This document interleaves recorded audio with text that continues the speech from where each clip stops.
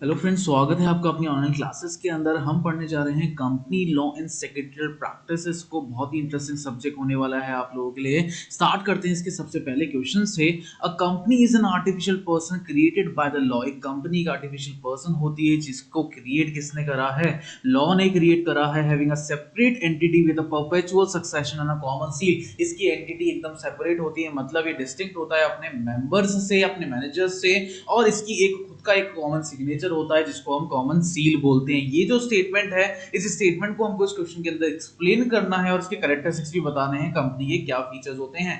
मतलब बेसिकली हमको कंपनी को डिफाइन करना है और कंपनी की कैरेक्टरिस्टिक्स को ही देके चलना है। तो स्टार्ट करते हैं कंपनी मीनिंग से। मतलब क्या होता है कंपनी का? Company is a voluntary association of the person formed and registered for a certain person under the present position of the company law. यहाँ पे ये बोल रहा है कि एक ऐसी वॉलंटरी एसोसिएशन है जो लोगों की मिलके बनी हुई है, रजिस्टर्ड होती है कुछ कॉमन पीपल्स की, कॉमन पर्संस के नाम पे, और सारे प्रोविजंस अप्लाई होते हैं इसके अंदर कंपनी लॉ के। It exist in the contemplation of the law. मतलब ये लॉ की आईज में एकदम परफेक्ट सिनेरियो है, परफेक्ट लॉ की टर्म्स के अंदर ही डिफाइन है। It is an artificial person having a separate entity from its members with a perpetual succession of common seal. ये एक आर्टिफिशियल पर्सन है, मतलब वो जना जो खुद का काम खुद नहीं कर सकता, इसकी एक सेपरेट एंटिटी है, मतलब ये डिस्टिंक्ट होता है अपने मेंबर्स से। एंड अ परपेचुअल सक्सेशन, मतलब कोई भी आए कोई भी जाए, इसको कोई फर्क नहीं पड़ता, एक बार अगर खड़ी हो गई तो कंटिन्यू चलती जाएगी। इसका खुद का एक कॉमन सिग्नेचर भी होता है। The liability of the members is limited. यहाँ पे जो लाइबिलिटीज है मेंबर्स की वो बहुत ही ज्यादा लिमिटेड रहती है। The capital of the company is divided into transferable share and the share holders are called the members. जो कैपिटल है कंपनी की वो स्मॉल स्मॉल पार्ट्स के अंदर डिवाइड होती है, और इन स्मॉल पार्ट्स को हम क्या बोलते हैं? शेयर्स बोलते हैं। एंड शेयर होल्डर्स जो भी होते हैं वो क्या होते हैं? हमारे मेंबर्स होते हैं। तो यहाँ पे डेफिनेशन हमारी कंपनी की देखते हैं। तो कंपनी यहाँ पे तीन डेफिनेशंस के अंदर यहाँ पे हमने डिफाइन कर रखी है। एक तो लॉ की टर्म्स के अंदर भाई कंपनी क्या होती है वो भी हमने यहाँ पे डिफाइन कर रखी है। सेकंड चीज हमारे पास है कि प्रोफेसर और राइटर्स ने कैसी डेफिनेशन दे रखी है। थर्ड है हमारे पास डेफिनेशन जो जजेस ने दे रखी है यहाँ पे। तो सबसे पहले हम बात करते हैं अकॉर्डिंग टू द लॉ। तो according to the companies act 2013, a company means a company formed and registered under the companies act 2013। वो कंपनी जो कि फॉर्म्ड हो रही है, वो कंपनी जो रजिस्टर हो रखी है कंपनीज एक्ट 2013 के अंदर। और an existing company means a company formed and registered under the formers companies act. और वो कोई भी और कंपनी जो कि पुराने कंपनीज एक्ट के अंदर भी रजिस्टर्ड है, उनको भी हम कंपनी बोल सकते हैं। This definition is not clear about the elements of the company. लेकिन ये डेफिनेशन से हमको कंपनी के बारे में अच्छी तरह जानकारी नहीं हुई है। डेफिनेशन कुछ फेमस राइटर्स ने भी दे रखी है, जैसे कि हेनरी ने डिफाइन कर रखा है, company is artificial person created by the law. एक कंपनी का आर्टिफिशियल पर्सन है जो कि लॉ ने क्रिएट करा है, इसकी सेपरेट लीगल एंटिटी है, परपेचुअल सक्सेशन है, और कॉमन सील भी है इसकी। थर्ड डेफिनेशन हमको दे रखी है, डेफिनेशन कुछ जजेस ने भी। तो according to the justice Marshall, the company is artificial person created by the law having a separate legal entity with a perpetual succession and a common seal. Same definition Marshall ने भी दे रखी है। To conclude, a company will be defined as an incorporated association of a person. तो हम in short अगर बात करें तो कंपनी एक तरीके से इनकॉर्पोरेटेड एसोसिएशन है लोगों का ही, जिनके पास कुछ आर्टिफिशियल लीगल पर्संस है in the eyes of law, having a independent legal entity. इसके पास अपनी खुद की एक सेपरेट एंटिटी है, मतलब ये स्यू भी कर सकता है और कैन बी स्यूड भी हो सकता है। परपेचुअल सक्सेशन भी है, कॉमन सिग्नेचर भी है, इसका कॉमन कैपिटल भी है, शेयर्स को मतलब हम ट्रांसफर भी कर सकते हैं, लिमिटेड लाइबिलिटी भी इससे हमारी कैरी हो सकती है। तो sometime it is called the corporation, और इसलिए कभी कभार हम इसको क्या बोलते हैं? कॉर्पोरेशन बोलते हैं। अब कुछ कैरेक्टरिस्टिक्स की बात करते हैं हमारी कंपनी के। क्या कैरेक्टरिस्टिक्स होते हैं? सबसे पहला है voluntary इनकोऑपरेटेड association.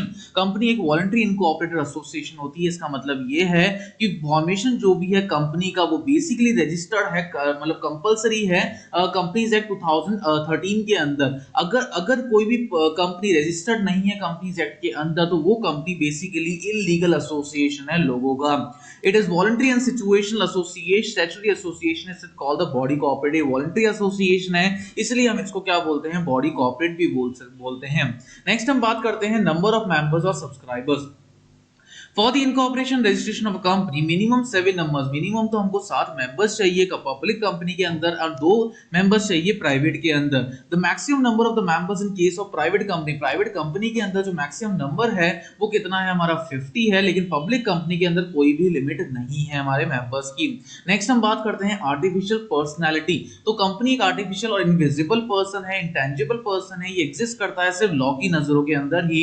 It is no natural person because it has no physical body, इसके अंदर कोई भी फिजिकल बॉडी नहीं होती, इसलिए ये एग्जिस्ट नहीं करता, ना कोई सोल है ना कोई कॉन्साइंस है, कुछ भी एग्जिस्ट फिजिकल में नहीं है इसके अंदर। नेक्स्ट हम बात करते हैं सेपरेट लीगल एंटिटी की। तो सेपरेट लीगल एंटिटी की जब हम बात कर रहे हैं यहाँ पे, तो सेपरेट लीगल एंटिटी का मतलब, तो सेपरेट लीगल एंटिटी क्या होता है? Decision is given in the case of the Solomon versus Solomon and company 1877 का एक लीडिंग केस था, उसके अंदर ये डिफाइन था that a company had a existing legal entity from its members. Company की जो एंटिटी है वो मेंबर से एकदम अलग होती है अपनी। It has its own legal existence, इसकी खुद की लीगल एग्जिस्टेंस है, इंडिपेंडेंट है ये मेंबर्स से भी। It has its own name, can sue and be sued by its members and even the outsiders। ये अपने खुद के नाम पे कोई भी केस कर सकता है, ये भी किसी के नाम पे केस करता है। मतलब एक्ट ये बेसिकली एक इंडिविजुअल की तरह ही करता है, लेकिन इसको एक्ट करवाने के लिए भी किसी पर्सन की जरूरत होती है। A member can be enter into a contact with his company in the same manner and the other individual। जैसे हम लोगों से व्यवहार करते हैं, लोगों से कॉन्ट्रैक्ट करते हैं, वैसे ही हम किसी भी कंपनी से भी कॉन्ट्रैक्ट कर सकते हैं। Perpetual succession, company can is created and the wind up by the law alone. Company को क्रिएट भी लॉ ही करता है, तो वाइंड अप भी सिर्फ लॉ ही कर सकता है। इसका मतलब क्या है? इसकी जो एग्जिस्टेंस है वो किसी भी रिटायरमेंट, डेथ, लूनेसी, किसी मेंबर को कुछ भी हो जाए, डेथ भी हो जाए मेंबर की, रिटायर भी हो जाए, कोई फिजिकली इंजर्ड भी हो जाए, इसके फर्क नहीं पड़ता। मैन में come men may go but the company goes on forever like a water of a river may change but the rivers like the Ganga is still existing. Water बार बार चेंज होता रहेगा लेकिन गंगा अभी भी एग्जिस्टिंग के अंदर है। वैसे ही कोई भी आदमी आएगा, कोई भी आदमी जाएगा, लेकिन कंपनी कंटिन्यू चलती रहेगी। नेक्स्ट हम बात करते हैं कॉमन सील की। तो company is an artificial person, hence can not be sign like a natural person. Company एक आर्टिफिशियल पर्सन है तो कोई भी नेचुरल पर्सन इसका सिग्नेचर नहीं दे सकता है। Thus the common seal which is engraved should be affixed on any document for the authentication and the legality binding of the company। Company की लीगल बाइंडिंग के अंदर एक ऑथेंटिकेशन यहाँ पे साबित हो जाता है। नेक्स्ट हम बात करते हैं लिमिटेड लायबिलिटी की। The principal of the limited liability for the business that's is one of the principal advantage of doing the business. किसी भी बिजनेस को करने के लिए सबसे ज्यादा प्रिंसिपल एडवांटेज क्या है? कंपनी की डेट्स देखी जाती है, कंपनी कितनी उधार के अंदर है, तो यहाँ हर एक मेंबर की जो लायबिलिटी है वो लिमिटेड ही होती है। In case of company limited by shares, the liability of the members limited to the nominal value। जो भी कंपनी लिमिटेड बाय शेयर्स के अंदर established है, उनके अंदर जितने भी मेंबर्स है उनकी लायबिलिटी लिमिटेड है to the extent of the share value. मतलब जितना उन्होंने उस कंपनी के अंदर इन्वेस्ट कर रखा है, अगर कंपनी कभी किसी भी कारण डूबती है तो उनका उतना ही पैसा डूबेगा जितना उन्होंने लगा रखा है, इससे ज्यादा के लिए वो लायबल नहीं है। In case of the company limited by the guarantee, guarantee के अंदर लायबिलिटी एक तरीके से जो भी बाइंडिंग अप के टाइम पे डिसाइड करी जाती है वो लायबिलिटी पे करनी पड़ती है। मतलब अगर गारंटी के अंदर मैंने कंपनी को बोल रखा है कि मैं मेरी तरफ से 50,000 रुपए कंपनी को दे सकता हूं वाइंडिंग अप के टाइम के अंदर, तो मैं लीगली बाउंड हूं कि वाइंडिंग अप के अंदर मुझे इतना पैसा देना ही देना पड़ेगा। तो ये होती है company limited by guarantee. Next हम बात करते हैं शेयर कैपिटल की। तो हर कंपनी के अंदर हमको शेयर कैपिटल, लेकिन कंपनी लॉ के according, law of public company के अंदर मिनिमम पेड अप कैपिटल हमको 5 लाख रुपए चाहिए, प्राइवेट के अंदर हमको 1 लाख रुपए चाहिए। लेकिन कंपनी जो भी एंगेज है प्रमोशन, कॉमर्स से, आर्ट्स से या साइंस, रिलीजन से, उनको कोई भी मिनिमम कैपिटल की जरूरत नहीं है। नेक्स्ट हम बात करते हैं ट्रांसफरेबिलिटी ऑफ शेयर्स के बारे में। तो यहाँ पे कंपनीज एक्ट 2013 के अंदर प्रोवाइड है कि जो भी शेयर्स हैं या जो भी मेंबर्स हैं वो बेसिकली शेयर्स एक मूवेबल प्रॉपर्टी है, मतलब उसको ट्रांसफर कर सकते हैं कंपनी के आर्टिकल्स में लिखते हुए। Therefore member may sell the shares in the open market, या तो वो बेच सकता है या वो किसी और को ट्रांसफर कर सकता है, जैसे पब्लिक लिमिटेड कंपनी के अंदर जैसे करना चाहिए वैसे कर सकता है। आर्टिकल्स के अंदर बस ये सारी चीजें मेंशन होनी चाहिए। However, there is a certain restriction on transfer of shares in respect of the private limited companies। लेकिन जितनी भी प्राइवेट लिमिटेड कंपनीज है उसके अंदर हम हमारे शेयर को ट्रांसफर नहीं कर सकते हैं। With the nature of the companies indicates namely private। Next हम बात करते हैं separation of ownership and the management. Management और ओनरशिप हमेशा सेपरेट ही होती है यहाँ पे। A company has a right to own the transfer the property since it is a legal entity. Company के पास राइट है, वो खुद की प्रॉपर्टी खरीद सकता है, रख सकता है, ट्रांसफर भी कर सकता है उनको वो लीगली एंटिटी के अंदर भी। A share holder has a no proprietary right in the property of the company. Company की प्रॉपर्टी में कोई भी शेयर होल्डर का राइट नहीं होता है, but merely to their share, सिर्फ उनका शेयर होता है जिसके लिए कंपनी ने प्रॉपर्टी खरीदी होगी। Therefore, the claims of the company's creditors will be against the company's property and not the shareholder। इसलिए कंपनी के क्रेडिटर्स को अगर कोई क्लेम करेगा, क्रेडिटर्स अगर किसी भी कंपनी को क्लेम करते हैं तो वो कंपनी के नाम पे ही करेंगे, किसी भी शेयर होल्डर के नाम पे नहीं करेंगे। A company can sue and is being sued with the enforcement of the breach of the legal rights as the case may be। Legal rights अगर वायलेट करती है कोई भी कंपनी तो उनके ऊपर भी केस हो सकता है और वो भी केस कर सकती है अगर उनके खिलाफ कोई चीज हो रही है तो। The decision was given in the case of the gramophone typewriter company versus Stanley. ये लीडिंग केस है हमारे पास 1908 का, उसके अंदर ये सारी चीजें डिफाइन करी गई थी। A company is not a citizen. A company कोई सिटीजन नहीं है। A company on the incorporation assume the legal personality distinct from its member। एक लीगल पर्सनालिटी है जो कि मेंबर से बिल्कुल अलग है, but it can not claim to be the citizen of the country. लेकिन ये क्लेम नहीं करती कि इसको सिटीजनशिप मिल जाएगी हमारी कंट्री की कॉन्स्टिट्यूशन के अंडर या सिटीजनशिप एक्ट के अंदर 1955 के। Hence the company cannot claim the fundamental right guaranteed under the constitution। तो कोई भी फंडामेंटल राइट्स यहाँ पे कंपनी क्लेम नहीं कर सकती है। However, it has a certain rights protected under the constitution as a legal entity which is guaranteed to all the persons whether holding the citizenship or not। अगर कोई भी person कोई सिटीजनशिप है या नहीं है, लेकिन कॉन्स्टिट्यूशन के अंदर वो सारे राइट्स उनके पास होते हैं जो एक सिटीजन के पास होने चाहिए।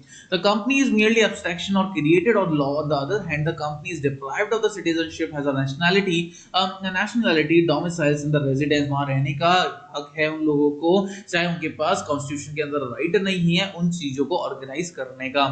This establishment rise The company has central control and the management of the business is located and the exercise। कहाँ पे मैनेजमेंट चल रहा है, कहाँ पे बिजनेस लोकेटेड है, ये सब चीजें देखी जाती है उनके अंदर। This residence of the company gives jurisdiction to the taxation। ये पूरा पार्ट हमारा टैक्सेशन का है कंपनी का। नेक्स्ट हम बात करते हैं सेपरेट प्रॉपर्टी की।